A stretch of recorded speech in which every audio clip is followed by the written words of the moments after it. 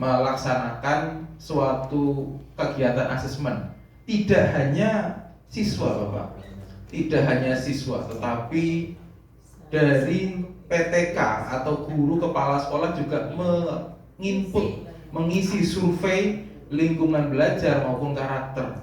Jadi kalau dahulu Bapak ada kegiatan ujian nasional, setelah siswa mengerjakan kelas 6 selesai, tidak ada tidak lanjut. Nah sekarang Bapak ada satu program yang sangat luar biasa dari Kementerian Pendidikan, dari salah satu episode Merdeka Belajar adalah asesmen nasional. Nanti jalannya asesmen nasional melahirkan satu data yang disebut dengan rapor pendidikan. Dari rapor pendidikan itu menjadi satu pemantik, trigger adanya proses perencanaan berbasis data. Nah, hasil kegiatan kami kemarin di Semarang, Bapak, ternyata satuan pendidikan di kabupaten kita, khususnya kami sebagai pengawas sekolah dasar, mendapatkan data real time sedemikian rupa. Yang pertama, sekolah dasar ya yang telah mengakses rapor pendidikan ada dua cara. Yang pertama dengan cara mengeksplorasi. Di situ tersedia banyak menu. Sekolah atau satuan pendidikan bisa mengeksplor per menu, mencari akar masalahnya itu apa. Itu cara pertama. Cara kedua adalah cara yang sudah ada sejak tahun lalu, yaitu mengunduh hasil rapor pendidikan dari data yang online diunduh menjadi data offline berupa spreadsheet atau format Excel.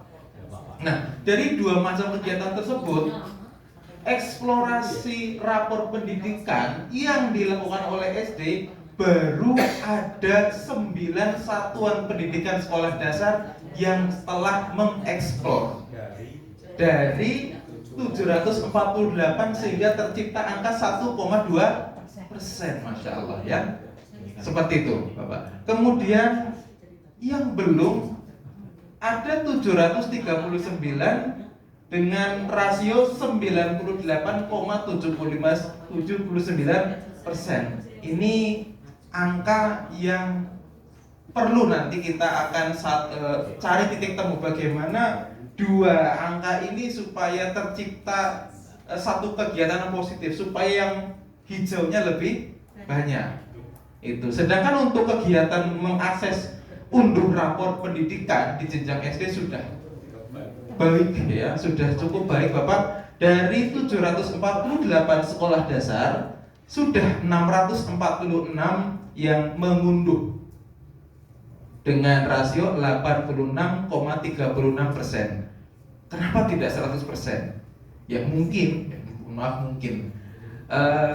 asumsi kami ada sekolah yang bermasalah terkait dengan akun belajar IT milik kepala satuan pendidikan sehingga tidak terdata mereka mengunduh.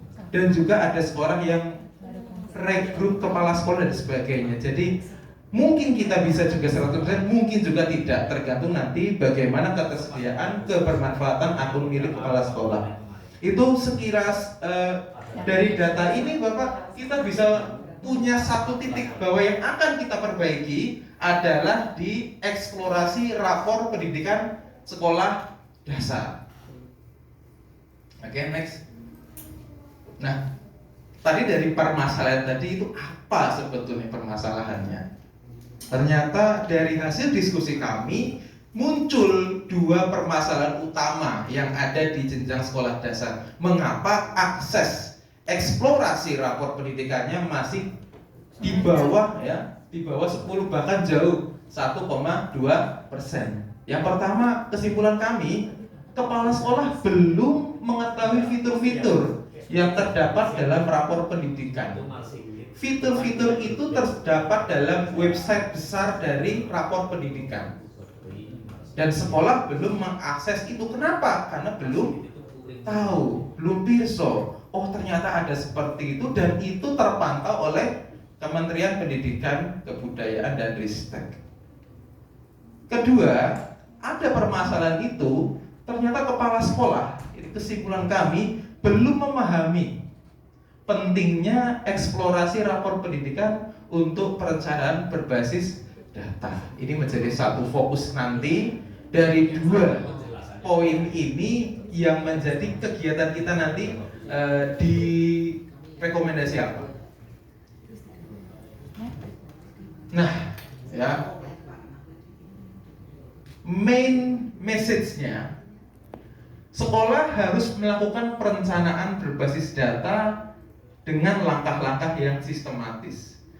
Jadi langkah sistematis itu apa? Ada, tadi sudah kami sampaikan 2 cara. Yang pertama, cara eksplorasi dan unduh. Unduh pun itu ada syarat ketentuan berlaku. Jadi menjadi turunannya nanti ketika di breakdown menjadi satu mata kegiatan khusus supaya main ide ini bisa terselesaikan.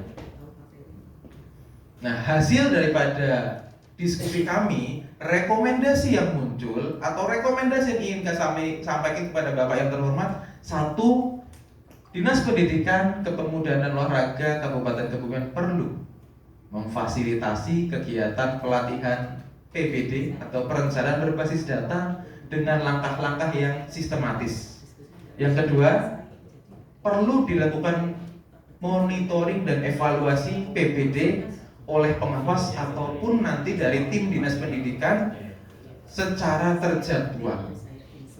Itu Bapak hasil rekomendasi kami. Semoga Bapak berkenan dan bisa menerima. Untuk selanjutnya kami mohon untuk arahan bimbingan Bapak.